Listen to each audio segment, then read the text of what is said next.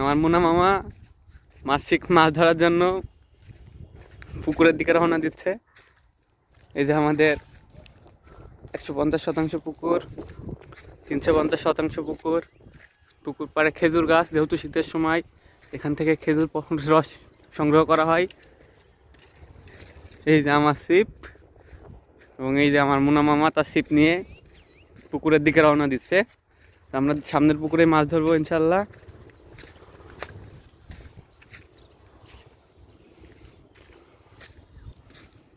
এই যে মাছরাঙ্গা পাখিতে খেলা খেলছে।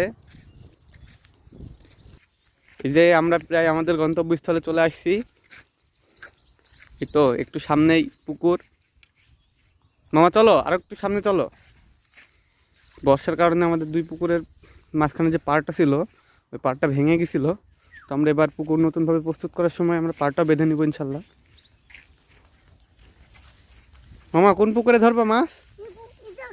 এখানে ধরবা? এই যে আমরা আমাদের গন্তব্যে পৌঁছাই গেছি। এই যে আমার ছিপ, এসেছে মুনা মামার ছিপ। এই যে আমার মুনা মামা, মামা মাছ ধরবি। মামা ঠুকাইছে না তোমাকে ছিপে? ঠুকাইছে? তুমি মাছ ধরতে পারবা? আমারটা ডুবছে না?